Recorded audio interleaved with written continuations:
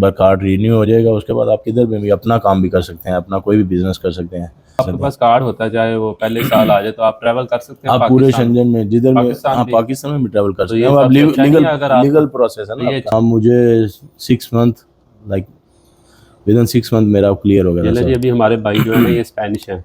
चलो, और आपकी फैमिली भी हाँ उधर, जी जी, मेरी फैमिली भी इधर ही है मेरे साथ में। बच्चों को भी नेशनैलिटी मिल गई है अब? बच्चों के पास भी नेशनलिटी वर्क परमिट मिल जाता है फिर आपको? इजीली मिल जाता है। कितनी देर के बाद? वो आप अप्लाई करें तो उसमें आपका 2 महीने भी लग जाते हैं, 3 महीने भी लग जाते हैं, 1 महीना भी लगता है, डिपेंड। अस्सलाम वालेकुम, क्या हाल चाल है दोस्तों? उम्मीद करता हूँ सब खैरियत से होंगे। जैसे कि पता है आपको, मैं टूर पे निकला हूँ, अमेरिका में हूँ अभी तक। तो मेरे बहुत अच्छे दोस्त तस्नीम, हम बचपन के दोस्त हैं। आपने अक्सर वीडियोस मेरी देखी हुई इनके साथ। तो हम इकट्ठे ट्रैवल करते हैं, काफ़ी कंट्रीज़ में हम इकट्ठे गए हैं। तो इत्तेफाक से हमारी बात हो रही थी आज यूरोप के वीज़ों के बारे में। लोग अक्सर पूछते रहते हैं यूरोप का वीज़ा। तो मैं इनसे डिस्कस कर रहा था, यार यूरोप आने के लिए क्या तरीका है। बहुत दोस्त पूछते हैं, कुछ तो पाकिस्तान से डंकियाँ लगा के जाते हैं, कुछ विज़िट पे जाके गायब हो जाते हैं। इसके अलावा लीगल तरीका हमें बताएं, ताकि हम अपने दोस्तों को, फॉलोअर्स को बता सकें कि किस तरीके से जाना चाहिए।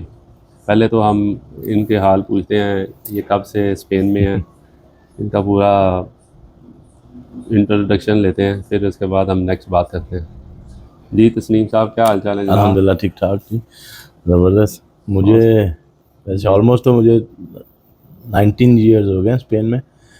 मैं वर्क परमिट पे आया था स्टार्टिंग में, अभी ओमान से आया था। तो फिर इधर आके स्टार्टिंग में तो थोड़ी स्ट्रगल की, लेकिन उसके बाद में फिर अपना हम लोगों ने मोबाइल्स का जो शुरू कर लिया काम, तो अभी चल रहा है अल्हम्दुलिल्लाह, ज़बरदस्त है। इनकी मोबाइल का जी बिज़नेस है माशाल्लाह से। 3-4 शॉप है इनकी, अपनी है सारी। और ये ओमान में भी रहे हैं तकरीबन 8 साल। हाँ 8 साल तो ओमान में भी ये रहा। 8 साल ओमान में काम किया, फिर उधर से वर्क परमिट पे आए हैं। ओमान से वर्क परमिट पे आए हैं ये। तो वर्क परमिट का क्या प्रोसीजर होता है? वर्क परमिट में आप, अगर आपका कोई उधर सामने कोई रिलेटिव है, वो आपके लिए उधर से वर्क परमिट निकलवा सकते हैं।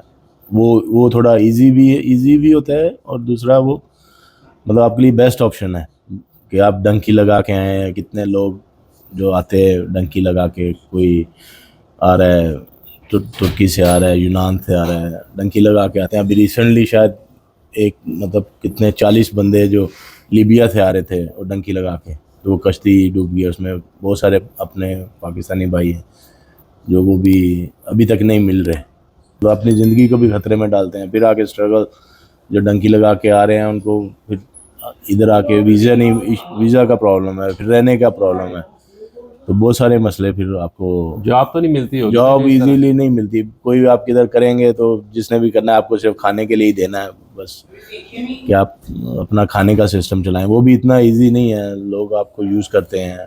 जब फिर जाके आपको जब 2-3 साल हो जाते हैं, फिर समझ में आना शुरू हो जाता है कि अभी मैं फंस गया हूँ, किधर आ गया हूँ। तो बस यही है, आप स्टडी वीज़े पे आ जाएं, वो आपके लिए बेस्ट ऑप्शन है। साथ साथ स्टडी करें और स्टडी जॉब भी करें और करें। जॉब भी करें, दोनों। उसके बाद आप वीज़ा अप्लाई कर सकते हैं नॉर्मल, जो इधर आप आपको बहुत सारे ऑप्शन मिल जाते हैं। ये बताएं, जो वर्क परमिट पे आते हैं उनको, जिस तरह आप वर्क परमिट पे आते हैं, तो इसके बाद वर्क परमिट का नेक्स्ट प्रोसीजर क्या होता है? लीगलाइज, पासपोर्ट, पीआर, इसका थोड़ा सा बताएं ना डिटेल में। वर्क परमिट पे जब आप आते हैं, तो आप जिस कंपनी के वर्क परमिट में आएंगे, आपको पहला आप एक साल उनके पास काम करें, वो आपके लिए अच्छा है, क्योंकि वो आपका टैक्स पे करते हैं। उसके बाद में आपका एक बार कार्ड रिन्यू हो जाएगा, उसके बाद आप किधर भी अपना काम भी कर सकते हैं, अपना कोई भी बिजनेस कर सकते हैं। वो पहले इधर आपको 1 साल का कार्ड मिलता है जब आप मतलब वर्क परमिट में आते हैं। तो जब तक आपका टैक्स वो सेम कंपनी में नहीं जाएगा, तो आपका नेक्स्ट कार्ड जो है वो रिन्यू नहीं होगा। उसके लिए आपको मतलब अपना टैक्स, जो नहीं तो आप खुद पे करें अपना टैक्स, जो ऑलमोस्ट आपका 500 यूरो बनता है 8 घंटे का। उसके बाद में जो सेकंड आपको मिलता है, फिर वो 2 साल का कार्ड, आप खुद अपना बिजनेस कर सकते हैं, अपना टैक्स खुद देते हैं। और पहले आपको 1 साल का मिलता है, फिर 2 साल का, उसके बाद फिर 2 साल का कार्ड मिलता है। उसके बाद में आपका परमानेंट हो जाता है, वो आप पूरे यूरोप में वैसे भी आप किधर भी कितने साल के बाद परमानेंट होता है? वो 5 साल के बाद आपका परमानेंट कार्ड 5 साल का हो जाता है, वो परमानेंट कार्ड होता है। उसमें आप किधर भी ट्रैवल, पूरे यूरोप शेंजन में आप ट्रैवल तो आराम से जब कर आपके सकते हैं। पास कार्ड होता है, चाहे वो पहले साल आ जाए, तो आप ट्रैवल कर सकते हैं आप पूरे पाकिस्तान में? शेंजन में जिधर में, पाकिस्तान हाँ भी? पाकिस्तान में भी ट्रैवल कर तो सकते ये हैं। आप सबसे अच्छा नहीं लीगल है अगर आप, लीगल प्रोसेस है तो ना ये आपका। अच्छा है ना, आप अगर वर्क परमिट पे आते हैं तो आप आते ही बेशक पाकिस्तान भी जा आप सकते किधर हैं, में भी, पाकिस्तान में नहीं, और पूरे शेंजन आप यूरोप में किधर में यूरोप भी, में भी जा सकते हैं। पूरे कितने यूरोप फायदे में। हैं जी अगर आप वर्क परमिट पे आते हैं आप। तो आप स्टडी वीज़ा पे बेस्ट यही होता है कि आप मतलब इतना आसान नहीं है, लेकिन आप स्टडी वीज़ा में आएँ, इधर आके स्टडी भी करें और साथ में जॉब भी करें, वो आपके लिए बेस्ट है। और 5 साल परमिट के बाद जो नेक्स्ट प्रोसीजर क्या है, पासपोर्ट का क्या होता है? पासपोर्ट के लिए आपको उधर जो एशियन कंट्री है ना, उसके लिए 10 years आपको कंप्लीट करने होते हैं। उसके बाद में with in 5 month 6 month 1 year आपको आपका पासपोर्ट इशू हो जाता है, लेकिन उसके लिए भी आपको इधर स्टडी करनी पड़ती है आपको। उसकी रिक्वायरमेंट है? हाँ, उसकी क्या क्या उसकी रिक्वायरमेंट है रिक्वायरमेंट बताएं। पासपोर्ट के लिए, उसकी मेन मेन जो रिक्वायरमेंट है आपका 10 साल पूरे होने चाहिए। उसके बाद में इधर एक एक एग्ज़ाम होता है, जैसे एक कल्चर का एग्ज़ाम है, वो आपको देना है। उसके बाद में आपको जैसे लाइक प्राइमरी का टाइप होता है, वो उसको इधर में DELE-R2 बोलते हैं, तो वो आपको एग्ज़ाम देना है। तो आप अगर एग्ज़ाम वो क्लियर कर लेते हैं तो आपका बस यही मेन मेन यही चीज़ें हैं क्या आपकी। वो इजी हो जाता है? हाँ, कुछ इतना नहीं है, आपको थोड़ा स्टडी करना है, और ये इतना कोई मुश्किल नहीं है। अगर आप उसको एफर्ट थोड़ा करें तो आप बहुत इजीली कर सकते हैं। आपका 10 साल और ये 2 चीज़ें जो आपको बोली हैं वो 5 आप। साल वर्क परमिट, फिर उसके बाद पासपोर्ट, 5 साल लग जाते हाँ, हैं। 5 साल लग 10 साल बाद आपको पासपोर्ट मिल जाए। दस जाता है। साल बाद आप पासपोर्ट इधर तो स्पेन में आपको लें। कितने साल बाद मिला था? मुझे भी वैसे तो 10 साल बाद अप्लाई कर सकता हूँ, लेकिन मैंने शायद आफ्टर 15 year के बाद मैंने अप्लाई किया था। आपने अप्लाई मैंने नहीं किया मैंने था, लेट किया था अप्लाई। लेकिन आराम से हो गया था आपका? हाँ, मुझे 6 month like with in 6 month मेरा क्लियर हो गया था चलो जी, सर। अभी हमारे भाई जो है ना, ये स्पेनिश है, तो आपको स्पेनिश पूरी आती है? हाँ, ऑलमोस्ट 80% पूरी लिख आती भी है। लेते हैं हाँ, आप? लिख भी लेते पढ़ भी हैं, लेते हैं सब सब? सब सब। माशाल्लाह। और आपकी फैमिली भी हाँ उधर? जी जी, मेरी फैमिली भी इधर ही है, मेरे साथ में ही लगा। बच्चों को भी नेशनैलिटी मिल गई है? बच्चों के पास भी नेशनलिटी, अंडर 18 है ना, तो उसको अंडर 18 में आपको बच्चों की भी मिल जाती है, नहीं तो उनको भी 10 साल वेट करना पड़ेगा अपना पासपोर्ट लेने के लिए। लेकिन अगर आपके बच्चे अंडर 18 है तो उनको भी साथ में मिल जाता है। और जो लोग विजिट पे आके स्किप हो जाते हैं, या जो डंकी लगा के चलो पहुंच भी जाते हैं, उस उनको लीगल होने के लिए क्या चाहिए होता है? जो लोग विजिट में आए या मतलब डंकी लगा के कुछ जो आ जाते हैं इधर, उनके लिए सबसे पहला उनको रजिस्ट्रेशन करवानी पड़ती है, उसको पादरोन बोलते हैं। तो वो आके आते ही सबसे पहले अपना ये काम करें, अपनी पादरोन करवाएं। उसके बाद में अपना, जैसे किसी के घर में आपको अपना एड्रेस वो देना है, तो उसके बाद में आपका टाइम पीरियड स्टार्ट होता है। पहले तो इधर स्पेन में 3 साल का था, लेकिन अभी उन्होंने कम करके 2 साल का कर दिया। 2 साल आपको कंटिन्यू उधर रहना है स्पेन में। तो उसके बाद में आप अपना अप्लाई कर सकते हैं, वो वर्क परमिट जी। आप अप्लाई कर सकते हैं, किसी शॉप, किसी का कॉन्ट्रैक्ट लेके, किसी कंपनी से आप वो लगा के अपना काम वर्क परमिट मिल जाता है फिर आपको? इजीली मिल जाता है।